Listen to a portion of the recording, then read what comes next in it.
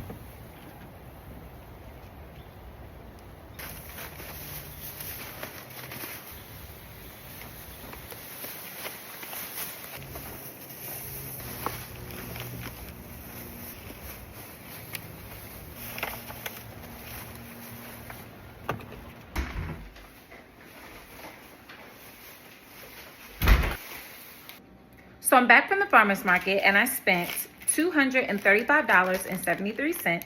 And now we're going to go over exactly everything that I purchased. Okay, guys, so let's get into exactly what I purchased from my local farmer's market.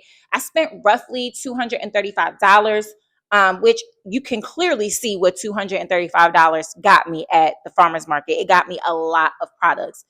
Very rarely would you be able to walk out of Walmart or Kroger with this amount of groceries with that same price tag. This will probably be leaning more towards the 300, 350, maybe even 400 if you went to a larger grocery store chain. I'm a huge advocate of supporting your small local businesses. So I like to shop community wide when I can, if I can. And luckily, I live nearby 3 farmers markets. So anytime I do my grocery shopping, I always go there. With the exception of Whole Foods. I love Whole Foods.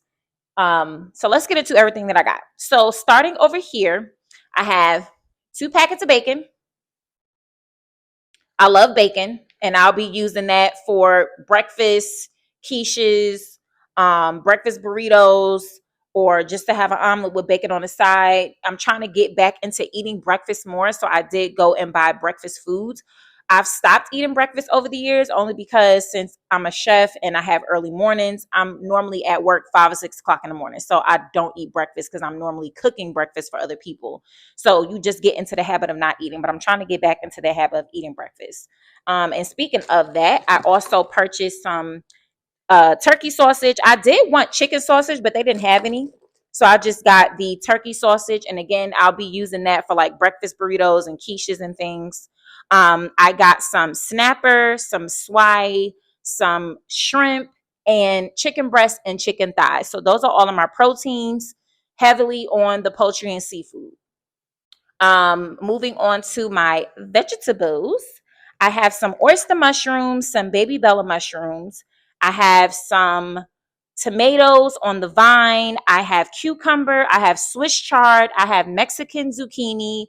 I have carrots. I have kale, onions. I have fresh herbs over here. I have parsley, cilantro. I have some Korean sweet potatoes, some regular sweet potatoes, as well as some purple sweet potatoes. Now, I love getting heirloom fruits and vegetables. So, sweet potatoes is one of my favorite potatoes. I love the Korean sweet potatoes because they're denser and sweeter and richer. So, I'm going to be playing around doing some different recipes with that. Not quite sure what I'm going to do with it yet. But stay tuned because whatever I cook, you will get a video on it. But I also love the colors. You know, it's nothing like eating the rainbow. I like to say eating the rainbow on your plate. So I know that when I do eventually cook those potatoes, it's going to be really pretty. Just seeing like orange, purple, and then the white, because the Korean sweet potatoes are white on the inside. So that's going to be a beautiful contrast of color with whatever dish I end up making. Moving on, I have some oats and some cornmeal because I'm going to be making porridge. I'm not an oatmeal type of girl, but I've been studying a lot of videos on Caribbean porridge and how they make it. So I'm going to try it out. And I got the yellow cornmeal to make porridge with that, as well as the oats to make porridge with that. And I'll see which one I like more. And because I did get quite a lot of fish, the yellow cornmeal is also going to serve as, me battering my fish to do fried fish one night if I choose to do so. So we have a multi-purpose use out of that. I got carrots, I have oranges, I have pineapples, I have some fresh turmeric and fresh ginger because fall season is here, flu season is coming up. I do like to keep fresh green juice always because I love green juice, as well as fresh ginger shots.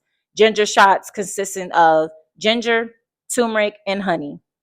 That I believe that you need to always keep on hand, especially in flu season. Taking a shot of that, like a little 2-3 ounce shot in the morning on your way out, having it with your coffee or with whatever breakfast drink you have your shot of ginger and turmeric juice. And I will be doing a video on that. You guys can look forward to a lot of content coming off of this grocery haul.